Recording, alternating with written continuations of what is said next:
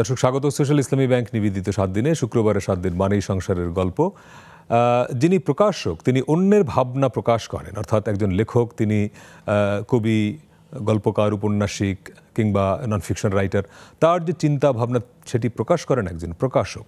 কিন্তু প্রকাশক নিজের ভাবনা, নিজের চিন্তা সেটি কোথায় প্রকাশ করেন, বিশেষ করে তার সংসারের গল্প, তার ব্যক্তিগত এবং পারিবারিক গল্প, সেগুলো তিনি কোথায় প্রকাশ করেন বা কতটুকু প্রকাশ করতে পারেন, এটি নিয়ে আজকে আমরা কথা বলবো। এই কারণে যে আজকে আমরা একটি প্রকাশক দম্পতিকে আমন্ত্রণ জানিয়েছি। আমাদের সঙ্গে আছেন মাতৃভাষা প্রকাশনীর স্বত্বাধিকারী নেসারউদ্দিন আইয়ুব, আপনাকে স্বাগত, এবং তার সহধর্মিনী জোহরা সত্তার পলি। যেই প্রশ্নটা শুরু করলাম নেসার ভাই, যে আসলে কতটুকু প্রকাশ করা যায় সংসারের সব কি প্রকাশযোগ্য? সংসার তো সবার একই রকম।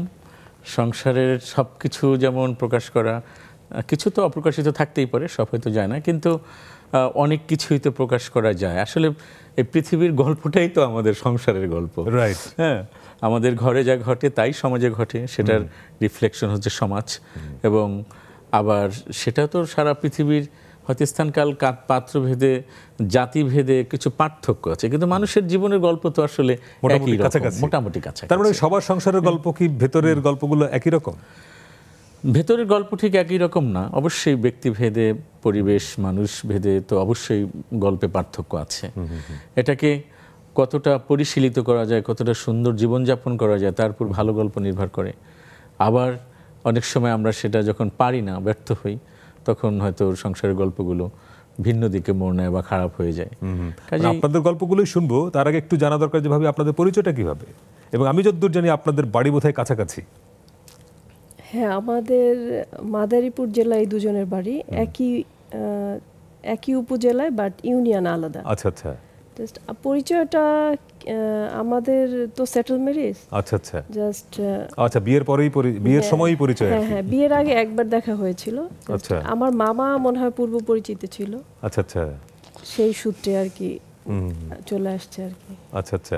তার মানে এটা আপনাদের আত্মীয়তার সূত্রে এরকম? না, ঠিক আত্মীয়তার সূত্রে নয়, তবে ওর মামা আমার ছাত্র জীবনের একটু সিনিয়র বন্ধু ছিলেন।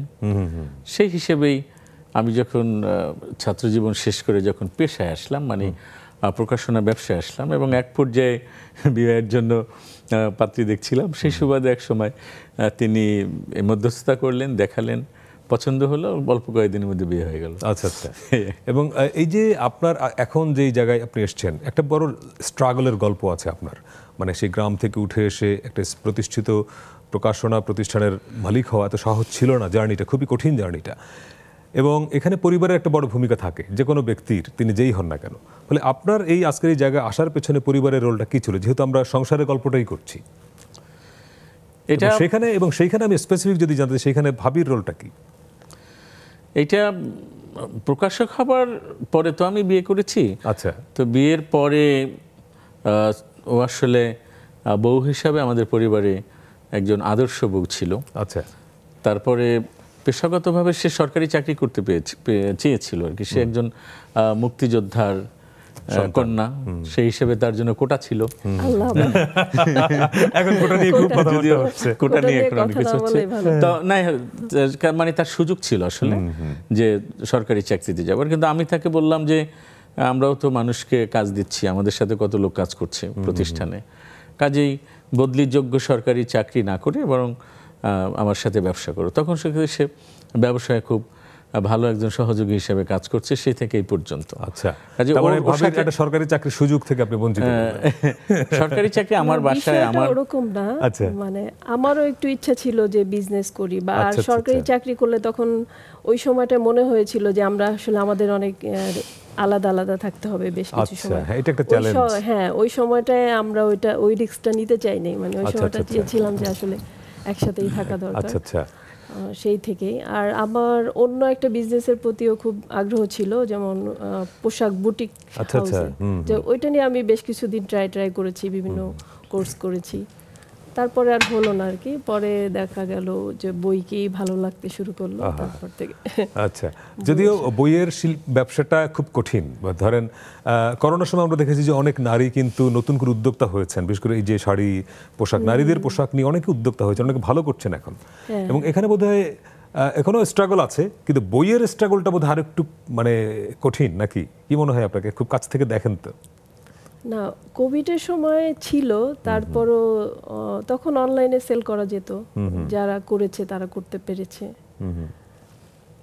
আমাদের ভালোই ছিল আল্লাহর রহমত। আচ্ছা আচ্ছা, কিন্তু পরে মনে হলো যে বইতেই শিফট করবেন। না, বই আমি তো আসলে অন্য কোনো বিজনেস শুরু করিনি, কিন্তু আমার প্ল্যান ছিল। আচ্ছা, প্ল্যান ছিল। আচ্ছা আচ্ছা আচ্ছা। তারপরে যেহেতু এটার সাথে যুক্ত হলাম, পরে এটাই ভালো লেগে গেল, তখন মনে হলো যে এটাই ঠিক আছে। হ্যাঁ, এটা ভালো লেগে যাওয়ার পর থেকে এটাই করছি, এটাতেই এনজয় করছি। আপনাদের প্রচুর ছবি দেখি আমরা সোশ্যাল মিডিয়ায়, এবং সাধারণত আমি যেটা নোটিস করলাম আপনাদের পোশাকের রং কাছাকাছি থাকে, কিন্তু আজকে ডিফারেন্ট। এটা কাহিনীটা কি?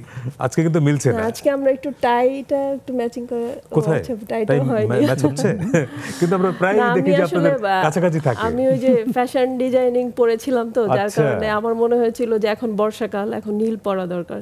সেই সুবাদে আমি একটু নীল। কিন্তু ভাই কি তো নীল পরালেন না আজকে? হ্যাঁ, আমি ওকে বলেছিলাম যে তুমি একটা আজকে আমি আসলে পাঞ্জাবি পরলে মিলে যেত, নীল পাঞ্জাবি পরো, তো ও আসলে সাধারণত পাঞ্জাবিওয়ালা ছবি আমরা বেশি দেখি। হ্যাঁ, আমি প্রায় পাঞ্জাবি পরি, কিন্তু আপনারা গাছে উঠলেন কেন? এটা ওই যে আমরা আমাদের একটা শুটিং স্পটে গিয়েছিলাম কিছুদিন আগে, আমাদের বন্ধু দম্পতির পুবাইলে। আচ্ছা, ওখানে ওদের কাঁঠাল গাছে এরকম মাচা পাতা আছে, সিঁড়ি দেয়া আছে, সিঁড়িটা কাটা পড়েছে কোনো কারণে, যার কারণে সবার একই প্রশ্ন যে কিভাবে গাছে উঠলেন, কি করে গাছে উঠলেন। এবং কাঁঠালের সঙ্গে অনেক ছবি আমরা দেখি। কাঁঠাল আপনার খুব পছন্দ নাকি? এটা আসলে একটু রসিকতা করে শুরু হয়েছিল প্রায় 8-10 বছর আগে। আচ্ছা, যে আপনি আপনাকে নিজেকে কাঁঠাল খোর সমিতির সভাপতিও বলেন। হ্যাঁ, স্বঘোষিত সভাপতি বলি। এটা আসলে আমি প্রথম একটা নাম দিলাম, এবং আমাদের বাংলাদেশ বেতারের খুব senior news presenter Rehana Parvin আপা, উনিও কাঁঠাল নিয়ে খুব মজা করেন। সেই হিসাবে আমি আপাকে বললাম যে আপা, আপনি হলেন প্রধান উপদেষ্টা, আর আমি হলাম কাঁঠাল খোর সমিতির সভাপতি। এনে আমরা শুরু করেছিলাম, যদিও ফেসবুক কেন্দ্রিকই এটা। তারপরে এখন হাজার হাজার মানুষ জানে যে আমরা কাঁঠাল নিয়ে এইসব মাতামাতি করি, সেগুলো জানে। এবং যেহেতু এটা জাতীয় ফল, এবং কাঁঠাল নিয়ে আসলে কিছু মজা করা যায়। যেমন সেই দিন আমি কাঁঠাল নিয়ে যে পোস্ট দিলাম, তখন বাংলাদেশে যিনি কাঁঠালের জিনোম সিকোয়েন্স করেছেন, যে বিশিষ্ট বিজ্ঞানী, উনি আমাকে কমেন্ট করলেন যে আচ্ছা, আপনি কাঁঠাল নিয়ে যে এত কিছু করছেন, কাঁঠাল নিয়ে একটা বই লিখে ফেললে কেমন হয়? আচ্ছা, তো আমি বলছি স্যার, এটা মনে হয় লেখা যায়, উনি হয়তো কাঁঠাল নিয়ে বই লিখবেন। আচ্ছা আচ্ছা, এটা ভালো আইডিয়া। তো এই যে কাঁঠাল নিয়ে আমরা আসলে একটু মজা করি, এটা নিয়ে এখন হাজার হাজার মানুষ, এবং পলিকে রাস্তায়। আপনি পছন্দ করেন কিনা? হ্যাঁ, আমি খুব একটা করি না, বাট ওর সাথে থেকে এখন প্রচুর খাই। এখন মনে হয় পছন্দের তালিকায় চলে গিয়েছে। কাঁঠাল এমন একটা ফল যেটা সবভাবেই খাওয়া যায়। তোমাকে কেউ একজন কাঁঠাল ভাবি বলে ডাক দিয়েছিল। কাঁঠাল ভাবি ডাক দিয়েছে। আমি রিকশা দিয়ে যাচ্ছিলাম, তো আমাকে হঠাৎ করে ডাক দিল, এই কাঁঠাল ভাবি। বুঝলাম যে কাঁঠালের যে ক্রেজ। এবং এখন পর্যন্ত দেখবেন যে নিত্যপণ্যের দাম যতই বাড়ুক, সস্তায় কাঁঠাল পাওয়া যায়। আমি 3-4 দিন আগে কারণ বাজারে 150 টাকা একটা কাঁঠাল কিনলাম, বেশ বড় সাইজ, এবং ওইটা নিজেরা খেয়ে শেষ করা যায় না। পরে আশেপাশের 2-1 ফ্যামিলিকে আমরা কাঁঠাল বাটি ভরে পাঠিয়েছি। এবং একটা সুবিধা হলে কাঁঠালের বিচিটা আবার আপনি রান্না করে খাওয়াটা খুবই সুস্বাদু, এবং এটা জাতীয় ফল হওয়ার পিছনে এইটা বোধহয় একটা বড় কারণ, যে নানাভাবে কাঁচা পাকা, ইভেন সে যখন অবস্থায় থাকে, কচি কাঁঠাল, কচি আপনার এঁচড় বলে, তরকারি হয়, তখন সুন্দর হয়। আবার কাঁঠালের গাছের যে ফার্নিচার, সেটা বলা হয় খুবই দামি, তাই না? এটা কোথায়? এটা ছিল কত জায়গায় যে আমরা যাই, এটা পুবাইলে ছিল। এত ঘোরেন কি করে? আপনাদের প্রকাশনা শিল্পের অফিসটা হচ্ছে পুরান ঢাকায়, আপনাদের বাসাও পুরান ঢাকায়, কিন্তু আমরা দেখি যে আপনারা প্রচুর ঘোরাঘুরি করেন, এবং এই যে ওই এলাকা থেকে অন্য এলাকায় যাওয়াটাই তো একটা কঠিন কাজ। আমরা আসলে খুব বেশি ঘুরি সেটা না, তবে অনেক অনেক জায়গায় আমরা দুজন একসঙ্গে যাই। যেমন আমার নিউজ প্রেজেন্টার সোসাইটি যেটি আছে, আমি যেহেতু সংবাদ পাঠক, সেখানে অনেকেই পলিকে চিনে, এবং সে তার সাথে খুবই সুসম্পর্ক। সামাজিক যে কোনো অনুষ্ঠানে আসলে আমরা একসঙ্গে যাই, সেই অর্থে বিভিন্ন জায়গায় যাওয়া। অফিস তো একসাথেই, অফিস একসঙ্গে করি, গেল একসাথে, যাওয়া আসা একসাথে, এই জন্য আসলে এভাবে দেখা যায় যে প্রচুর ছবি একসাথে। আপনি যে জায়গায় ছিলেন, যে ধরেন আপনার এইখানে আসার পেছনে ফ্যামিলির যে সাপোর্ট, অর্থাৎ পরিবার থেকে উঠে আসা, মানে গ্রাম থেকে উঠিয়ে ঢাকায় এসে এস্টাবলিশড হওয়া, সেই জার্নিটা খুব কঠিন ছিল। সেটা কিছু তো কঠিন ছিলই, সেটা একটা দীর্ঘ জার্নি। আমরা একেবারে গ্রামের অজপাড়াগা থেকে আমি প্রথম ঢাকায় পড়তে আসি, উচ্চ মাধ্যমিক পর্যায়ে পড়তে আসি, তারপর ঢাকা বিশ্ববিদ্যালয়ে ভর্তি হই, সেখানে পড়ি। একই সময় আমার ছোট ভাইদের পড়াশোনারও খোঁজখবর আমি প্রায় নিয়েছি বা নিয়ন্ত্রণ নিয়েছিলাম। সেই হিসেবে মানে আপনি যখন ছাত্র তখন ছোট ভাইদের পড়াশোনার দায়িত্ব আপনাকে নিতে হলো? আমার বাবা ছিলেন, আমার বাবার আয় কম ছিল, তিনি মসজিদের ইমাম ছিলেন, তো তার আয় কম ছিল, কিন্তু তিনি চাইতেন আমরা যেন সবাই খুব ভালো জায়গায় পড়াশোনা করি, এবং তিনি বলেছেন যে তোরা সবচেয়ে ভালো জায়গায় পড়, যা লাগে আমি করব, এরকম তিনি সাহস দিতেন। এবং তিনি খুবই বিদ্যুৎসাহী একজন মানুষ ছিলেন। এবং কিন্তু আব্বা তো বিশ্ববিদ্যালয়ে কী করে ভর্তি হতে হয়, কখন কী করতে হবে, বা বড় বড় শিক্ষা প্রতিষ্ঠানে যাওয়ার ব্যাপারে তিনি হয়তো অতটা পারেননি, কিন্তু তিনি প্রত্যাশা করেছিলেন। সেই সাহসে আমি আবার নিয়ন্ত্রণটা নিয়েছিলাম। আমি নিজেও যেমন ঢাকা বিশ্ববিদ্যালয়ে পড়েছি, আমরা কিন্তু 4 ভাইয়ের মধ্যে 3 ভাই ঢাকা বিশ্ববিদ্যালয়ে পড়েছি, এবং 1 ভাই ঢাকা বিশ্ববিদ্যালয়ের শিক্ষক হয়েছে, তারপর আরেক ভাই বিসিএস ক্যাডার। আমি বিশ্ববিদ্যালয়ে পড়ে প্রকাশনা ব্যবসা করছি। কাজেই তবে সেটা তো একটু কঠিন ছিল, যেমন ঢাকায় আমাদের কোনো প্রাতিষ্ঠানিক বা কোনো ছিল না, মানে দাঁড়াবার মতো খুব ভালো জায়গা ছিল না। কিন্তু সেখানে হোস্টেলে থেকে পড়াশোনা করা, তারপর ছোটো ভাইদেরকে আবার ভর্তি করানো, তারপরে তাদের পড়াশোনার কেয়ার নেওয়া, নিজের পড়াশোনা করা, এটা একটা লম্বা জার্নি ছিল, কিন্তু এটা সাহসের সাথে খুব সহজেই আমি করতে পেরেছিলাম। মানে সাহস থাকলেই হয়। হ্যাঁ, সেটা করা সম্ভব। আমার মনে হয় মফস্বল থেকে যে কেউ এসে ঢাকায় বা যে কোনো জায়গায় তার যদি সাধনা থাকে, চেষ্টা থাকে, পড়াশোনা থাকে, মেধার জোর সে নিজের মধ্যে তৈরি করতে পারে, শক্তি, তাহলে সে যে কোনো জায়গায় পড়তে পারে। যেমন আমি বলি সবাইকে যে আমার ভাই, আমার ছোট ভাই ডক্টর মুশতাকিব নাইব, ও গ্রামের প্রাইমারি স্কুল, হাই স্কুল, আর 9ম শ্রেণী থেকে ঢাকার মতিঝিল আইডিয়াল, তারপর নটরডেম কলেজ, ঢাকা ইউনিভার্সিটি এবং পিএইচডি অক্সফোর্ড ইউনিভার্সিটি। তাহলে গ্রাম, ঢাকা এবং অক্সফোর্ড ইউনিভার্সিটি পর্যন্ত একজন শিক্ষার্থী যেতে পারে তার মেধার জোরে, তার সাধনার জোরে, তাতে টাকা পয়সা লাগবে না। যে কোনো দরিদ্র পরিবারের ছেলে যেতে পারে, এটা আমরা বিশ্বাস করি। হ্যাঁ, সে যদি প্রচেষ্টা চালায় এবং স্কলারশিপ পাওয়া সম্ভব, যদি সে ভালো রেজাল্ট করে, সেটা আমাদের পরিবারে হয়েছে। কাজেই আমাদের জার্নিটা ছিল দীর্ঘ, এবং কিন্তু এটা খুব যে কঠিন ছিল আমি বলবো না। আমরা সবসময় পড়াশোনা করেছি, ভাইদের পড়াশোনা করার জন্য উৎসাহিত করেছি। ফ্যামিলি আছেন নাকি? এটা আমাদের পুরো পরিবার। মোশতাক আছে, তারপর ওর পাশে আছে আমার মেজো ছোট ভাই যেটা আনসারউদ্দিন, তারপর আমি আছি, আনসারউদ্দিনের ওয়াইফ আছে, ওর ছেলে আছে, আমার মা আছে।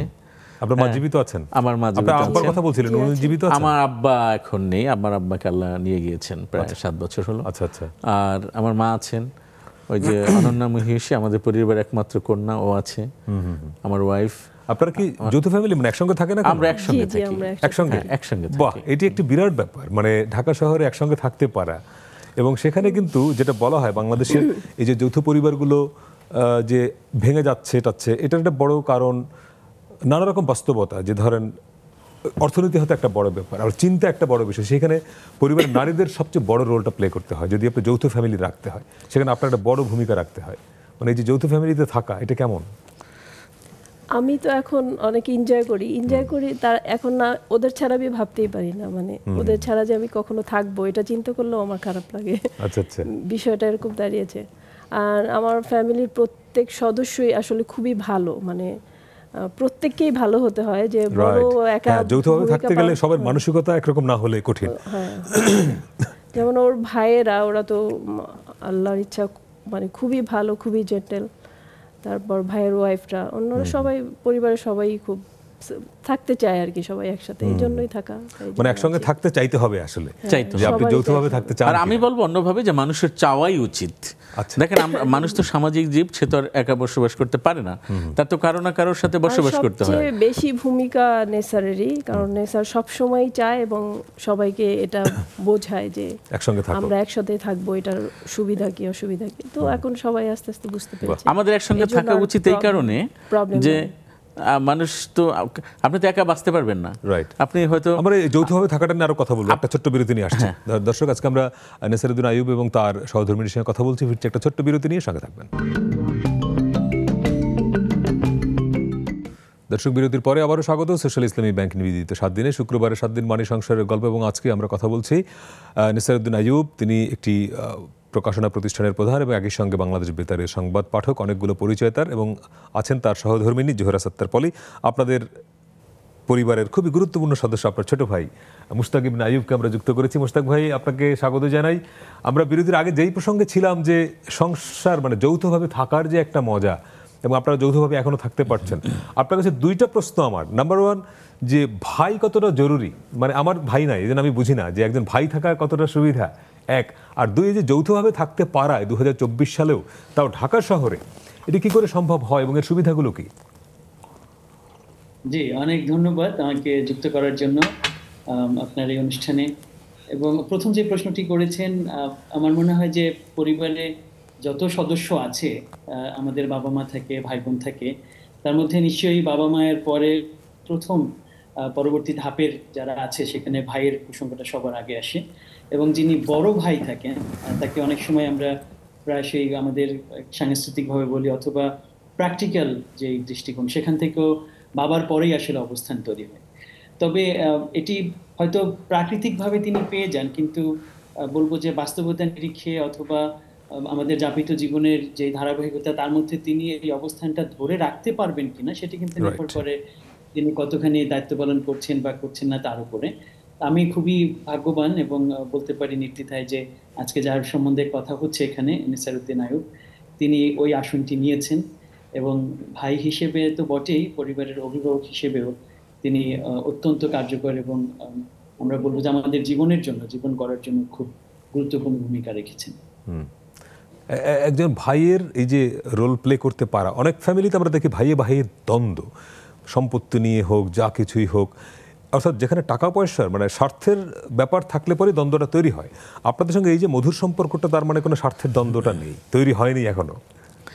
না, সেটা একেবারেই নেই আমাদের মধ্যে, কারণ আমরা ওরকম, আর আমার বাবা খুব বিত্তশালী লোকও ছিলেন না, তিনি আমাদের সম্পদ অনেক নেই বলে সুশিক্ষিত করেছেন।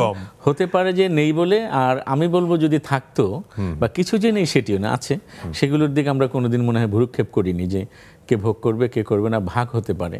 এখনো তো আমার ভাইরা, এই যে ডক্টর মুশতাকও তো ঢাকা বিশ্ববিদ্যালয়ের শিক্ষক, ওর যে বড় তাজউদ্দিন, সে বিসিএস ক্যাডার, আমি বিজনেস করি, আমাদের তো সবারই স্বতন্ত্র আয় আছে, কিন্তু আমাদের পরিবারে কখনোই এই আয়কে পৃথকভাবে দেখা হয় নাই কখনোই। আচ্ছা, কাজে এটা তো একটা বিশেষ দৃষ্টিভঙ্গির ব্যাপার। রাইট, তার মানে টাকা পয়সা বা জায়গা জমি নিয়ে চিন্তা ভাবনা যত কম, সেই সংসারে শান্তি তত বেশি। হ্যাঁ, সেটা আছে, কিন্তু তার আগে আমি বলবো যে মানুষ যেহেতু সামাজিক প্রাণী, সে তো একা থাকতে পারবে না, তার তো অন্য কারোর সাথে জীবনযাপন করতে হবে।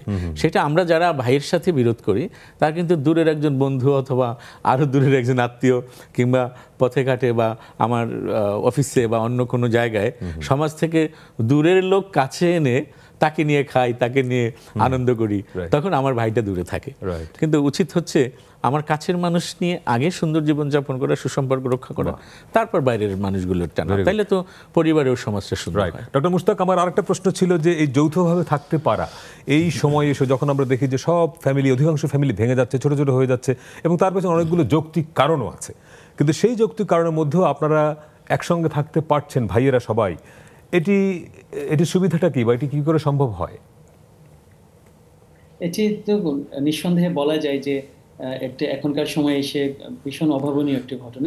আমি আরো বেশ কিছু বড় পরিবারের কথা জানি যারা ঢাকায় যৌথভাবে না হলেও কাছাকাছি থাকেন, একই বিল্ডিং এ একাধিক ফ্লোরে আছেন, এরকম করে আছেন বেশ কিছু পরিবার আমি। কিন্তু একেবারে আমরা যেভাবে আছি, একটা বাসার ভিতরে ঘুম থেকে উঠলেই সবার সাথে সবার দেখা হওয়া, এই ঘটনাটা বোধহয় ঢাকা শহরে খুবই রেয়ার জায়গায় পাওয়া যাবে না। এখানে সবচেয়ে বেশি যেটা আমার মনে হয় ভূমিকা রাখে, সেটি হলো কাউকে না কাউকে আসলে ভীষণভাবে চাইতে হয় যে এইভাবে থাকুক পরিবার। এবং আমার মনে হয় যে সেটি যে আমার বড় ভাই যিনি এখানে আছেন, নিসারউদ্দিন আইয়ুব, তিনি ভীষণভাবে চেয়েছেন, এবং যিনি এটা সবচেয়ে বেশি চাইবেন তাকে সবচেয়ে বেশি স্যাক্রিফাইস করতে হবে। কারণ এখানে এই যে স্যাক্রিফাইস করাটার মধ্য দিয়ে আসলে এইভাবে থাকা যায়, নইলে থাকা একেবারেই সম্ভব না।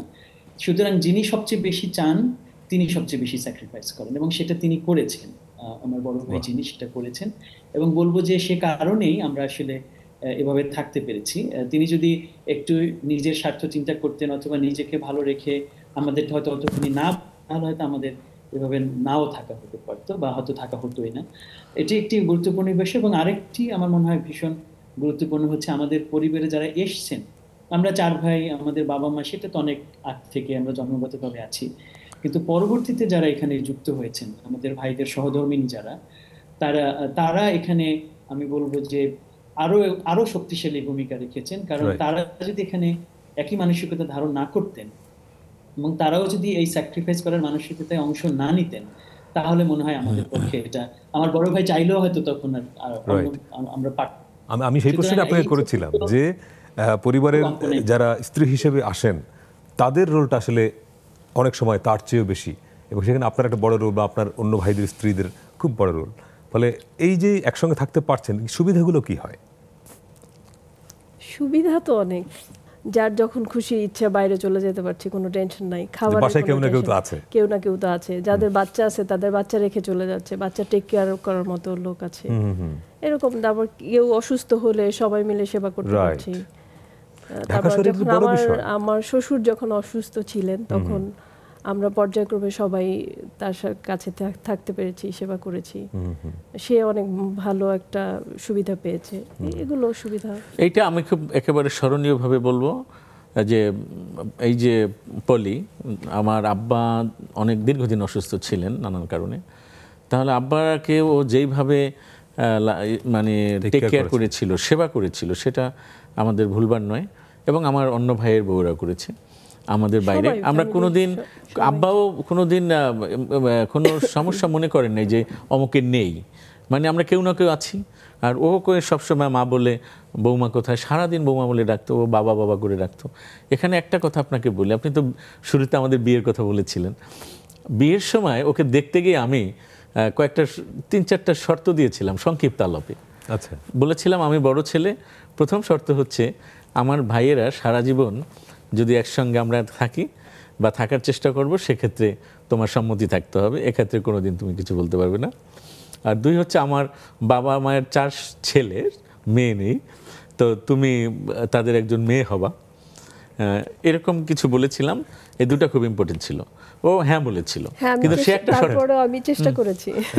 ও একটা শর্ত দিয়েছিল যে আমার কিন্তু, ওরা আবার 5 বোন, ওদের আবার ভাই নেই, তো বলেছিল সেটাও কিন্তু তুমি আমার বাবা মার একজন ছেলে হিসেবে আসবা। তো সেইটা আমি মনে হয় বেশি ভালো পারি নাই। যদি আমার শ্বশুর শাশুড়ির আহামরি আমার ব্যাপারে এখনো অভিযোগ নেই, ওনারা খুব ভালো এবং ওনারা সুস্থ আছেন, সচ্ছল, ওনারা খুব ভালোভাবে জীবনযাপন করছেন, কোনো অভিযোগ নেই এখনো। কিন্তু আমি ব্যস্ততার কারণে সবসময় হয়তো সেটা ওইভাবে পারি না। কিন্তু পলি কিন্তু পুরাটাই পেরেছে এখনো, আমার মায়ের সাথে, আমার পরিবারের সাথে, আমার ছোট ভাইদের সাথে, পুরা পরিবার, তার যে বড় বউয়ের দায়িত্ব সে পুরো পালন করছে। কিন্তু আমি ডক্টর মুশতাক একটা প্রশ্ন আপনাকে করি, যেহেতু আপনি বিদেশে খুব নামি ইউনিভার্সিটিতে পড়েছেন, তাদের যে লাইফস্টাইল, ইউরোপে আমেরিকায় তো দেখবেন যে এইভাবে থাকাটা একটু আনইউজুয়াল, যে একসঙ্গে সবাই মিলে থাকছে, তাই না? কিন্তু আমাদের এখানে অনেক সময় বলা হয় যে হ্যাঁ, সংসার ভেঙে গেলে, ছোট ছোট হয়ে গেলে অসুবিধা কি, ইউরোপ আমেরিকাতে ভাবেই চলে। একটু তুলনা যদি করেন, যে ধরেন ইউরোপের স্ট্যান্ডার্ড আর আমাদের স্ট্যান্ডার্ড তো এক না, কিন্তু আমরা যখন একসঙ্গে থাকতে পারাটাকে প্রশংসা করছি, আবার একই সঙ্গে একসঙ্গে যারা থাকতে পারছে না তাদেরকে দোষারোপও করতে পারছি না অনেক কারণে। একটা এই যে ডায়ালেকটিক অবস্থা, সেই জায়গা থেকে একটু আপনি কিছু বলবেন কিনা, একটু তুলনামূলক যদি আলোচনা করেন। প্রত্যেক দেশের তো নিজস্ব সামাজিক প্রেক্ষাপট আছে, তাদের সাংস্কৃতিক যে পরিমণ্ডল, সেগুলো সবকিছু নির্ধারণ করে। আমাদের দেশে তো আসলে আমরা একেবারে ঐতিহ্যগতভাবে আমাদের গ্রামীণ সংস্কৃতির মাধ্যমে আমরা একটি ধারাবাহিক জায়গায় এসেছি, এবং এখন শহরের সংস্কৃতির সাথে যে সংঘর্ষ সেখানে এসছে, যে একক পরিবার, যৌথ পরিবার, এই দুটোর প্রকৃতি নিয়ে এখন কথা হচ্ছে।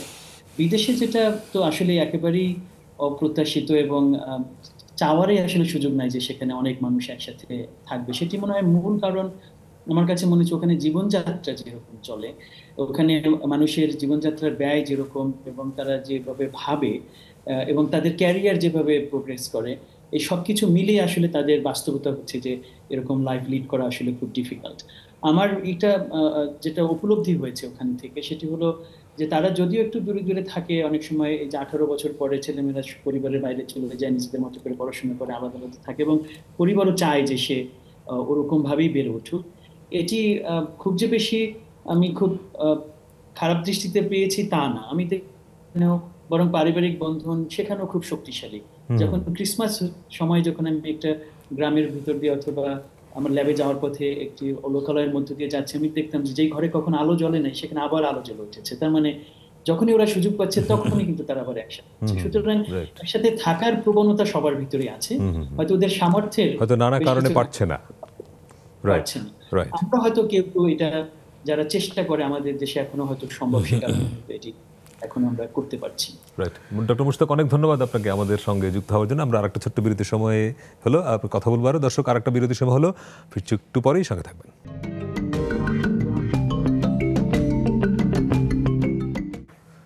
দর্শক, বিরতির পর আবার স্বাগত। সোশ্যাল ইসলামী ব্যাংক নিবেদিত 7 দিনে, শুক্রবারে 7 দিনে আমরা সংসার এবং দাম্পত্যের গল্প করি, আড্ডা দিই। আজকে আমাদের সঙ্গে আছেন নেসারউদ্দিন আইয়ুব এবং তার সহধর্মিনী। অনলাইনে আপনাদের একজন খুবই কাছের মানুষ আছেন, অনন্যা তার নাম। অনন্যা, স্ক্রিনে তুমি কাদেরকে দেখতে পাচ্ছ? স্ক্রিনে আমি মা, তারপর আমার বড় কাকাকে দেখতে পাচ্ছি। মা এবং বড় কাকা, এইটা ব্যাখ্যাটা বলেন তো একটু। এই তো অনন্যা তো আমাদের পরিবারের একমাত্র মেয়ে, রাজকন্যা। ও আমার ছোট ভাই, আমার তৃতীয় ছোট ভাই তাজউদ্দিনের মেয়ে। তো একেবারে ছোটবেলা থেকেই পলিকে মা বলে। আর আমি তো ওর বড় কাকা বললেও আমাকে বড় কাকা বলে না, তাতা বলে। তাতা, হ্যাঁ। আচ্ছা আচ্ছা, ওকে ডাকতে হবে আম্মা আর কি। আর ওকে আমি আম্মা ডাকি। এই হচ্ছে আমাদের সম্পর্ক। আমাদের পরিবারের একমাত্র মেয়ে, আমাদের 4 সন্তানের মধ্যে ও একমাত্র মেয়ে, এবং ও আল্লাহর রহমত খুবই মেধাবী। এবং অনন্যাকে জিজ্ঞেস করা যায় যে গত জানুয়ারি থেকে পর্যন্ত কোন বিষয়ে সে কয়টি পুরস্কার পেয়েছে। কয়টি পেয়েছো অনন্যা গত জানুয়ারি থেকে, এবং কোন কোন ক্ষেত্রে পুরস্কার পেলে বলো তো? আমি আবৃত্তিতে, মনের মতো সাজে এবং চিত্রাঙ্কনে, এই 3টি বিষয়ে জানুয়ারি থেকে এই মাস পর্যন্ত অনেকগুলো পুরস্কার পেয়ে। প্রথমত, আমি জানুয়ারির দিকে আমার স্কুলের বার্ষিক প্রতিযোগিতায় আবৃত্তিতে প্রথম স্থান অধিকার করেছি, এবং আমি মনের মতো সাজে প্রথম স্থান অধিকার করেছি। তারপরে 17ই মার্চে জাতির পিতা বঙ্গবন্ধু শেখ মুজিবুর রহমানের জন্মদিনে আমি ঢাকা দক্ষিণ সিটি কর্পোরেশন আয়োজিত একটি অনুষ্ঠানে মেয়রের কাছ থেকে আবৃত্তিতে প্রথম বিষয় পুরস্কার পেয়েছিলাম। তো আমি মেয়রের কাছ থেকে সেই পুরস্কারটা গ্রহণ করেছি। তারপরে আমার স্কুলেও এর মাঝে আমি আরো বিভিন্ন ধরনের অনুষ্ঠানে, চিত্রাঙ্কনে, এ ধরনের অনুষ্ঠানে আমি প্রতিযোগিতায় অংশগ্রহণ করেছি এবং প্রথম হয়েছি। শিল্পকলার একটা পুরস্কার পেয়েছো ঢাকা দক্ষিণ। তুমি পড়ো কোন ক্লাসে অনন্যা? আমি ক্লাস 5-এ পড়ি। ক্লাস 5-এ পড়ে পড়াশোনার চাপ এত, তার মধ্যেও তুমি এত কিছু করো কি করে? এই ছবি আঁকা, আবৃত্তি, এত সময় পাও? হ্যাঁ, আমি পড়াশোনা করি, তার মাঝে মাঝে আমি যখন বিশ্রাম নেই তখন এর মাঝে আমি আবৃত্তি করতে পছন্দ করি। তার অবসর সময় থাকে আমি তখন কিছু না কিছু ছবি আঁকি, না হয় আমি আবৃত্তি করি। এই টাইপের আমি কিছু। তার মানে পড়াশোনায় তো ভালো নিশ্চয়ই। হ্যাঁ, পড়াশোনায় সে ভালো। অনন্যার ক্লাসে হচ্ছে তৃতীয় আর কি। তৃতীয়, খুবই ভালো ছাত্র, খুবই ভালো ছাত্র। ঢাকার স্কুলে প্রথম, দ্বিতীয়, তৃতীয়, আমি 3টাকে। অনন্যা, তুমি এই যে ফ্যামিলির মধ্যে এত আদরের মধ্যে বড় হচ্ছ, তাই না? এখানে আজকে স্টুডিওতে যে 2জন মানুষ আছেন তোমার খুবই কাছের, এনাদের সাথে তোমার সম্পর্কটা কেমন? এনাদেরকে কেমন করে দেখো? আমার মাকে আমি খুবই ভালোবাসি, আর আমার তাতা, তারা 2জনই আমার খুবই কাছের মানুষ। তাদের 2জনকে আমি খুবই ভালোবাসি। তারা আমাকে খুবই আদর করে, এবং আমার যখন একটু মন খারাপ থাকে তখন আমি মায়ের সাথে আলোচনা করি, এবং আমার যখন কোনো প্রতিযোগিতা থাকে আবৃত্তির কিংবা বিভিন্ন বিষয়ে, তখন সেটা আমি তাতার সাথে আলোচনা করি যে কিভাবে আমি আবৃত্তির অনুষ্ঠানটাতে বা বিভিন্ন অনুষ্ঠানে ভালো করতে পারবো। তাদের সাথে আমার সম্পর্ক খুবই ভালো, মানে বয়সের তুলনায় খুবই ম্যাচিউরড। আর প্রায় যে বলো যে রাতে একটু ফোন করে বলো 9টা-10টার সময়, তাতা একটু 5 প্যাকেট বিরিয়ানি নিয়ে আসতে পারো কিনা, সেটা বললে না? অনন্যা, অনেক ধন্যবাদ তোমাকে আমাদের সঙ্গে যুক্ত হওয়ার জন্য। ভাবি একটা বিষয়, যে ধরেন এই যে পরিবারের সামলে রাখা মূল কাজটা তো আসলে নারীদেরকেই করতে হয়, তাই না? এবং বলাই হয় যে সংসারটাকে আগলে রাখেন নারীরা। এবং আমাদের এই অনুষ্ঠানে একবার মুক্তিযুদ্ধ বিষয়ক গবেষক আফসান চৌধুরী একটা খুব দামি কথা বলেছিলেন যে 71 সালে পুরুষরা তো সব যুদ্ধে গেল, তাহলে এই যে 9টা মাস সংসারটা আগলে রাখলো কে? নারীরা। এবং বলা যায় যে দেশটাকে আগলে রাখলো নারীরা বেসিক্যালি। ফলে এই যে সংসারটা সুখী হবার ক্ষেত্রে বা সংসারটা টিকে থাকবার ক্ষেত্রে নারীর যে রোল, এটা আপনি কিভাবে মূল্যায়ন করেন? নারীর ভূমিকা আসলেই গুরুত্বপূর্ণ, কারণ একটা পুরুষ তো আসলে কর্মসংস্থান, মানে জাস্ট কাজেই ব্যস্ত থাকে। আয়ের উৎস, মানে আয়ের জন্য চেষ্টা করে। কিন্তু আপনি ব্যবসার সঙ্গে তার সঙ্গে সবসময় থাকেন, ফলে সংসারে আপনার সময়টা কিভাবে ম্যানেজ করেন? ওই তারপরে যতটুকু সময় পাই আর কি, সকালের দিকে টাইম থাকে, পরে অফিস শেষে টাইম থাকে। আর আমার ফ্যামিলি মেম্বার তো অনেক, ওরা অনেক সাপোর্ট, মিলেঝিলে হয়ে যায়। ধরুন আপনার পাবলিশিং, একটু আমরা এই বিষয়ে কথা বলতে চাই। মানে এটা মানে বাংলাদেশের প্রকাশনা শিল্পটা তো আমরা সবসময় বুঝি যে বইমেলা কেন্দ্রিক, কিন্তু সারা বছরই তো কোনো না কোনোভাবে বই বিক্রি করতে হয়, না হলে তো এটা টিকিয়ে রাখা কঠিন। ফলে এই মুহূর্তে বাংলাদেশের পাবলিশিং এই শিল্পটা কোন জায়গায় আছে আসলে, এবং সেখানে আপনার অবস্থাটা কি? বাংলাদেশের প্রকাশনা শিল্প ভালো অবস্থাতে আছে। প্রকাশনা শিল্পের আসলে কোনো লয় নাই, ক্ষয় নাই। প্রকাশনা সভ্যতা থাকবে তো প্রকাশনা শিল্প থাকবে। সভ্যতার বিকাশ হয়েছিল কিভাবে? কিন্তু বলা হয়তো মানুষ বই পড়ে কম এখন। আমি সেটা একটু পরে আসি, সেটা নেতিবাচক কথা, বা কখনো কখনো একটু মানে ব্যবসায়ের ভালো মন্দ তো থাকতেই পারে, সেটি ভিন্ন জিনিস। কিন্তু আমি বলতে চাই যে সভ্যতার বিকাশ, মূলত বিকাশ ঘটেছিল ছাপাখানা আবিষ্কারের পরে। মানে যখন বই ছাপা শুরু হলো, তার আগে কিন্তু একজন জ্ঞানী বা পণ্ডিতের কাছে আর এক শহরে আর এক দেশ থেকে 6 মাস হেঁটে গিয়ে জ্ঞান অর্জন করতে হতো, গ্রিসে অথবা বাগদাদে, সেরকম। যখন ছাপাখানা আবিষ্কার হলো, সভ্যতার বিকাশ শুরু হলো, জ্ঞানের স্থানান্তর শুরু হলো। কাজেই এই বই দিয়েই জ্ঞান, মানে সভ্যতার শুরু। যতদিন সভ্যতা থাকবে বই লাগবে। হ্যাঁ, এখন কথা হচ্ছে কোন ফরম্যাটে লাগবে। যেহেতু চতুর্থ শিল্প বিপ্লবের সময় যেহেতু ইন্টারনেট কেন্দ্রিক বিপ্লব হয়েছে, এখানে এখন অনলাইনে আমরা বই পাচ্ছি, সেটার কারণে মুদ্রিত বই একটু কমে যেতে পারে বা কমেছে কিছু, সেই প্রশ্নে আসলে আলোচনা হয়। বই কম পড়ছে সেটা নিয়ে আমি মনে করি না আলোচনা। বই কিন্তু পড়েনি, পাঠ কমেনি, পাঠ আরো বেড়েছে, পাঠের মাধ্যম বেড়েছে, হ্যাঁ মাধ্যম কমেছে। তারপরও মুদ্রিত বইয়ের ব্যবসায়ী এখনো আমাদের প্রকাশকদের মূল ব্যবসা, আর মুদ্রিত বইয়ের ব্যবসা ভালোই আছে, থাকবে। তবে উচিত যেটি, যখন সামাজিক কোনো কারণে এরকম পরিবর্তন আসে, তখন সরকারের সেখানে একটু হস্তক্ষেপ করতে হয়, সেখানে পদক্ষেপ নিতে হয়। আমরা এখন সরকারকে বারবার বলছি যে সরকার যেন প্রতিটি উপজেলায় লাইব্রেরি তৈরি করে। জেলা এবং বিভাগের শহরে তো লাইব্রেরি আছে, সেই সব উপজেলা লাইব্রেরি, এবং সরকার পারলে আরো পারে। লাইব্রেরি তো আছে যেগুলো, সেগুলোই খুব বেশি পাঠক যায় কিনা? ধরেন জেলা শহরের যে লাইব্রেরিগুলো মানুষ একটা বড় পাঠক একেবারে যায় না, সেটিও ঠিক নয়। সেগুলো ভালোভাবেই চলছে। আমরা মফস্বলে যখন যেখানে যাই, আমি দেখেছি না কেউ না কেউ সেটাকে গুছিয়ে রাখছে, সুন্দর করে পরিষ্কার পরিচ্ছন্ন রাখছে, এবং কিছু মানুষ সেখানে গিয়ে পড়ছে। পড়ে না, এটা ঠিক না। তবে কিছু কমেছে, কারণ আগে তো বিনোদনের জন্য আমরা পড়তাম আর জ্ঞানের জন্য পড়তাম। এখন বিনোদনের জন্য আমাদের হাতে একটা মোবাইল ফোন এনাফ, যার জন্য কিন্তু জ্ঞানের জন্য কিন্তু আমাকে বইয়ের কাছে যেতেই হবে। আমি অনলাইনে সব বই বা সব কিছু পাবো না, বা ডিটেলস পাবো না। একটা বিস্ফর্মার বইয়ের মধ্যে একটা বিষয়ের যত আদ্যপান্ত ভালোভাবে আলোচনা করা হয়েছে, আমি অনলাইনে 2 পৃষ্ঠা 3 পৃষ্ঠা 5 পৃষ্ঠা সেগুলো ওইভাবে পাবো না। কাজে লাইব্রেরির কাছে আমাকে যেতেই হবে।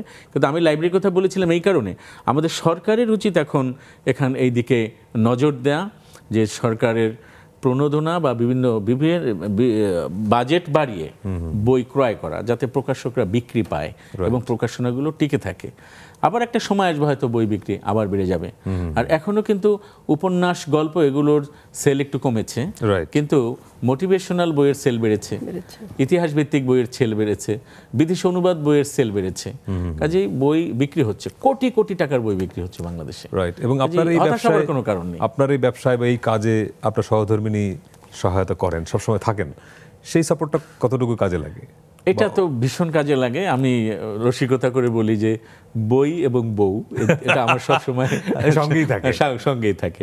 আমার অফিসে ওর আর আমার রুম পাশাপাশি, এবং প্রকাশনা আসলে খুব মেধাবী, ও মার্কেটিং এ সে অনার্স মাস্টার্স।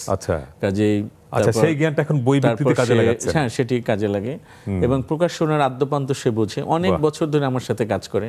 বিশেষ করে আমি যে প্রকাশক সমিতির পরিচালক, আমি 21শে মেলা বলেন, বিভিন্ন ইস্যুতে সরকারি মেলাগুলোর আয়োজনের সাথে প্রকাশক সমিতি থেকে আমি প্রতিনিধিত্ব করি। বাইরে ব্যবসায়িক নানান কারণে যেতে হয়, আমার প্রিন্টিং ব্যবসা আছে, নানান কিছুর কারণে প্রচুর সরকারি অফিস, নানান জায়গায় আমার যেতে হয়, ঢাকার বাইরে যেতে হয়। ও আছে মানে আমার অফিসটা আমি থাকলে যেভাবে চলতো ঠিক সেভাবে চালাচ্ছে। এটা একটা দারুণ ব্যাপার যে আমাদের এই ম্যাচিংটা হয়ে গেছে বিজনেসে, প্রকাশনায়। আর আমি বলি যে হচ্ছে আমার সহপ্রকাশক। একজন সেদিন ফেসবুকে লিখেছে, ভাই এটা আবার কি পোস্ট, সহপ্রকাশক। তা আমি বললাম সহপ্রতিষ্ঠাতা যদি হতে পারে গুগলে, সহপ্রকাশক কেন হতে পারবে না। রাইট, আরো অনেক গল্প করবো নিশ্চয়ই। আরেকটা বিরতির সময় হলো, দর্শক ফিরছে আরেকটা বিরতি নিয়ে, সঙ্গে থাকবেন।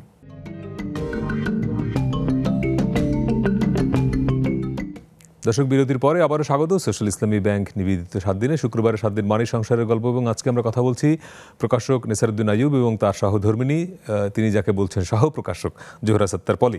একটু পারিবারিক বিষয়ে আসি। আপনাদের শুরুটা করেছিলাম যে পোশাকের রং আজকে মিলছে না, কিন্তু সাধারণত মেলে, এখানেও কিন্তু মিলছে, তাই না? আর কি কি আপনাদের মেলে? ধরেন খাবারের টেস্ট, গান বা ধরুন অন্য কিছু মেলে কোথায় আর বেশি? অনেক কিছু ডিফারেন্ট আছে, বাট মনের মেলটা বেশি আছে। এটা ওটা থাকলেই হয়। আর বিয়ের তারিখটা এক, এটা হলো সবচেয়ে, দুজনের একই তারিখে বিয়ে হয়েছে, এটা সবচেয়ে বড় মিল। সবচেয়ে বড় মিল মেলে নাকি ওর সঙ্গে? না, আমি গান টান করতে পারি না, কিন্তু আমি গান শুনতে খুব পছন্দ করি। বাট ও প্রচুর গান শোনায় আমাকে। আচ্ছা, উনি গায় নাকি গান? এই গুণটা জানি না তো, মানে এমনি গায় আর কি, অফিস স্ক্রিনে। Home singer. হ্যাঁ, হোম সিঙ্গার বা বাথরুম সিঙ্গার যেটা বলা যায়। আচ্ছা। তারপর ও কবিতা করে, সেগুলো শুনতে আমি পছন্দ করি। আচ্ছা, আমাদের আসলে চিন্তা ভাবনাটা একই, চিন্তার অমিল কম না। যেমন ওর যেমন ধর্মীয় দিকগুলো যেটার আমার সাথে মিলে যায়, আমাদের সেম। তারপরে আরো মানে ফ্যামিলিগত বেসিক বিষয় আমাদের আসলে তেমন কোনো পার্থক্য নেই। তার মানে চিন্তায় পার্থক্য কম, যেহেতু ঝগড়াঝাটি হয় না তাহলে একদমই খুবই কম, এটাকে ঝগড়া বলা যায় না। ঝগড়া তারপর টুকটাক তো থাকবেই, দুষ্টু মিষ্টি ঝগড়া আসলে সংসারের একটা পার্ট, সেই হিসাবে আছে টুকটাক। বাট ওটাকে ঝগড়া বললে ঝগড়া, না বলে এক কথায় দুই কথায় শেষ আর কি। তোমার একটা সংসারে এই যে হাজবেন্ড ওয়াইফের ঝগড়া হয় না, তার কৌশলটা কি? হয় না আমি বলবো না, আমার একটু যেটা যদি আমার দোষ বলতে তাকে বলেন তাহলে সে হয়তো বলবো যে আমার রাগ আছে বেশি। আচ্ছা, হ্যাঁ, তারপর কিন্তু ওর রাগ আছে এটাও যেমন সত্য, এবং এটা খুব ঠান্ডা হয়ে যায়। হ্যাঁ, ওটা স্থায়ী না। হয়তো এই যেই বাক্যে প্রবলেম ওই বাক্যে রাগ, ওই বাক্যেই শেষ। তো এটা খুবই ভালো। এই ধরনের রাগ আসলে কোনো প্রবলেম না। কিন্তু অনেকে আমাদের এই শোতে এসছে, অনেকে বলেছেন যে হাজব্যান্ড ওয়াইফের মানে ওয়াইফের সঙ্গে সম্পর্ক কুল রাখার মূল কৌশল হচ্ছে কথা কম বলা। মানে স্ত্রী যখন রেগে যাবে তখন কথা কম বলতে হবে, চুপ থাকতে হবে। মানে আপনার বোধহয় এটা করতে হয় না, কারণ উনি কম রাগেন বোধ হয় নাকি? না, আমাদের মধ্যে তো ওই রাগে আমি মনে হয় একটু কমই রাগে। ও যা ভালো বলতে পারবে, ওর হয়তো মনে হতে পারে যে। তার মানে উনি কি রাগেন? সেটা যদি আমরা হাস্যরস করে বলি তো ঠিকই আছে। নারীদের রাগ থামানোর জন্য তো অনেক অনেক রসিকতা, অনেক রকমের কৌতুক আছে পৃথিবীতে। সেদিন আমি দেখলাম যে একটা পাখি, কোন দেশে, আমাদের দেশে ওই পাখি নেই, এক পাখা বন্ধ কর আর একটা পাখা এরকম ছড়িয়ে দেওয়া। আপনি ফেসবুকে দেখেও থাকতে পারেন, এটা বহুল প্রচলিত। সেখানে এরকম আরেকটা পাখা ছড়িয়ে দেওয়া, তার নিচে স্ত্রী পাখিটি বসে আছে। তো ওখানে লেখা আছে যে সব প্রাণীর মধ্যেই বউয়ের মাথা ঠান্ডা রাখার একটা ব্যাপার আছে। কাজে এই নিয়ে অনেক কৌতুক আছে, কিন্তু আসল কথা হচ্ছে শুধু স্বামী স্ত্রীতে না, যে কোনো মানুষে এটা আপনার অফিসে কলিগের সাথে হতে পারে, বসের সাথে হতে পারে, সমাজে হতে পারে, বন্ধুর সাথে হতে পারে, পরিবার অন্যদের সাথে হতে পারে, যে একজন যখন রেগে গেল আর একজন আসলেই শান্ত থাকতে হয়। কারণ রাগটা হচ্ছে একটা মানবীয় দুর্বলতা। এখন আপনি যখন দুর্বল অবস্থায় থাকেন, একটা রোগী যখন দুর্বল হয়ে যায়, আপনি কি করেন? তাকে সহযোগিতা করেন না, কিন্তু তাকে তো আপনি গলা চিপে ধরেন না তখন, হ্যাঁ, বা তার সাথে অনুরূপ আচরণ করেন না। রাগ তো মানুষের একটা মানবিক দুর্বল দিক। তো ওই সময় তো লোকটি দুর্বল আসলে, যে রেগে গেছে, তাকে সহযোগিতা করার জন্য আরেকজনের চুপ থাকাটাই কিন্তু উচিত। এটা একটা গুরুত্বপূর্ণ বিষয় সব জায়গায়, বিশেষ করে সংসারে খুব জরুরি। সংসারে যখন হাজবেন্ড রেগে যাবে তখন স্ত্রীকে সহযোগিতা করতে হবে, যে যাতে করে এই মানবিক দুর্বলতাটা মানে খুব বেশি প্রকাশিত না হয়। আপনারা খুব কালারফুল পোশাক পরতে পছন্দ করেন দুজনই, যেটা মনে হলো আর কি, আমরা ছবি দেখে যেটা বুঝি। বিশেষ করে নেসার ভাইয়ের বোধহয় এই যে কালারটা, এটাকে কি কালার বলে? মানে লাল তো না, এটা আসলে ম্যাজেন্টা বলে বোধহয় না? না, এটা মাল্টি কালার। না, পাঞ্জাবিটা মাল্টি কালার, কিন্তু আমার উত্তরীয়টা ওটা কি একটু কালার, ফিরোজা কি যেন বলে, তাই না? না, এখানে একটু লাইট দেখা যাচ্ছে, ওটা আসলে মেরুন রঙের। মেরুন, আচ্ছা আচ্ছা। খুব অ্যাকচুয়ালি ছবিতে একটু লাইট কালারফুল বলতে এসেছে। কি, এটা আমরা একটা হলুদের প্রোগ্রামে আচ্ছা গিয়েছিলাম, আচ্ছা। যার কারণে কিন্তু আমরা অনেক ছবি দেখি যে আপনারা খুব কালারফুল পড়তে পছন্দ করেন। হ্যাঁ, ভালো এটা লাগে। কি মানে কালারফুল থাকার জন্য, মানে আনন্দিত থাকার জন্য? মানে পোশাকের একটা ইমপ্যাক্ট তো আছে মনের উপরে, তাই না? না, তা তো আছে। আমি রঙিন পোশাক, আমি সিম্পল পোশাকও পরি, আমার রঙিন পোশাক আছে, এবং আমার ধারণা যে অবশ্যই আমাদের যদি একটু সুন্দর দেখা যায়, একটু কালারফুল দেখা যায়, এটা সবারই উচিত। সবাই হয়তো সেভাবে নেয় না, কিন্তু আমি সিম্পল ড্রেসও পরি, আবার কালারফুল ড্রেস। এবং আমাদের দেশে দেখবেন যে একটা ধারণা যে একটু বয়স হয়ে গেলে লোকেরা সাদা ঘিয়ে এর মধ্যে চলে যায়, কিন্তু আবার বাইরে দেখবেন যে লোকের বয়স যত বাড়ে তারা তত বেশি কালারফুল ড্রেসে। এটা ভেতরে বাইরের থেকে আমি বলবো যে আমাদের এই যে এটি একটি বিশেষ মানে বিভ্রান্তিকর মানসিকতা। আসলে যত বয়স বাড়বে তার তত সেই ব্যবস্থাপনাটা, তাকে যত সুন্দর লাগে, যত উজ্জ্বল লাগে, সেই ব্যবস্থাপনাটা আস্তে আস্তে আরো বাড়াতে হবে। যেমন কবি শামসুর রহমানের শেষ সময়ে কাছ থেকে আমি অনেকবার দেখেছি, আমরা যে আবৃত্তির দল করতাম টিএসসিতে, কণ্ঠশীলন, ওটার ইনি সভাপতি ছিলেন। বিভিন্ন সময় তার বাসায় গিয়ে তাকে এনেছি, শুক্রবার দিয়ে আসছি, তো ওনাকে দেখেছি খুব, অনেকেই জানেন আপনারা যে তিনি খুব কালারফুল পাঞ্জাবি এবং লিলেনের লুঙ্গি পড়তেন। আমি ওনার বাসায় গিয়ে দেখেছি, গাঢ় মেরুন রঙের পাঞ্জাবি পরছেন, লাল রঙের। হ্যাঁ, খুবই। ইভেন এই মুহূর্তে আমাদের যারা জীবিত আছেন তার মধ্যে অর্থনীতিবিদ কাজী খলিকুজ্জামান আহমদ দেখবেন খুব চকমকে পোশাক পরেন সব সময়। সেটাই আসলে মানুষের বয়স বাড়ে, কিন্তু মনের তো আর বয়স বাড়ে না, খুব প্রচলিত কথা এটা। কাজেই বয়স বেড়েছে সেটি যত কম বোঝানো যায়। আচ্ছা, রঙিন পোশাক তো আমি মনে করি অবশ্যই পরা উচিত। আমরা যেহেতু শেষ দিকে আপনার একটু ব্যবসার দিকে যাই, বাংলাদেশের প্রকাশনা নিয়ে বা আপনার প্রতিষ্ঠান প্রকাশনা নিয়ে ভবিষ্যৎ প্ল্যান কি করতে চান? আসলে প্রকাশনা নিয়ে আমি সার্বক্ষণিক সময় দেই, আমি বাইরে আর খুব একটা সময় দিই না। শুধু শখে আমি একটু সংবাদ পাঠ করি, এটা আমার শখের বিষয়, উপার্জনের বিষয় নয়। দীর্ঘকাল ধরে খবর পড়ি। তো এখন এর বাইরে আমি শুধু ধ্যান জ্ঞান সব কিছু বই নিয়েই করি, এবং আমি মনে করি মানব সভ্যতার বিকাশে সবচেয়ে গুরুত্বপূর্ণ অবদান রাখা যায় এই পুস্তক প্রকাশ করে, বই প্রকাশ করে বা বইয়ের ব্যবসা করে। সেই ব্যবসার সাথে যুক্ত হতে পারাটা আমার জন্য একটা সৌভাগ্যের বিষয়, এবং এই সৌভাগ্যটা সৎ ব্যবহারটা আমি করতে চাই। যতদিন আমি কর্মক্ষম থাকবো ততদিন বই নিয়ে কাজ করতে চাই, ভালো ভালো বই ব্যবহার করতে চাই, প্রকাশ করতে চাই। এখন বইকে আমরা আরও যেইভাবে এখন দেখি, আরও অনেকভাবে দেখার সুযোগ আছে। প্রত্যেকটা প্রবলেম কেন্দ্রিক বই করা যায়। আচ্ছা, আপনি মনে করেন এই যে একটা পরিবার কি করে ভালো থাকবে তা নিয়ে একটা ফ্যামিলি গাইড করা যায়। তাহলে বইটা পড়ে পরিবার, যেমন রান্নার একটি বই যদি থাকে, তাহলে কেন একটা ফ্যামিলি কি করবে, একজন ছাত্র কি করে পড়াশোনা করবে, সেটা নিয়ে আমার লেখা একটা বই আছে, তোমার স্বপ্ন তোমার লেখাপড়া, তুমি হতে পারো বিশ্বসেরা। এই বইটি বাবা মা কি করে তার সন্তানদের পড়াশোনাটা করাবে ঠিকঠাক মতো এবং কি বিহেভ করবে তাদের সাথে, সেটা নিয়ে আমি একটা বই লিখেছি। ওটার নাম আপনার সন্তান হবে স্বপ্নের চেয়ে বড়। কাজেই প্রত্যেকটা বিষয়কেন্দ্রিক বই প্রকাশ করা যায়।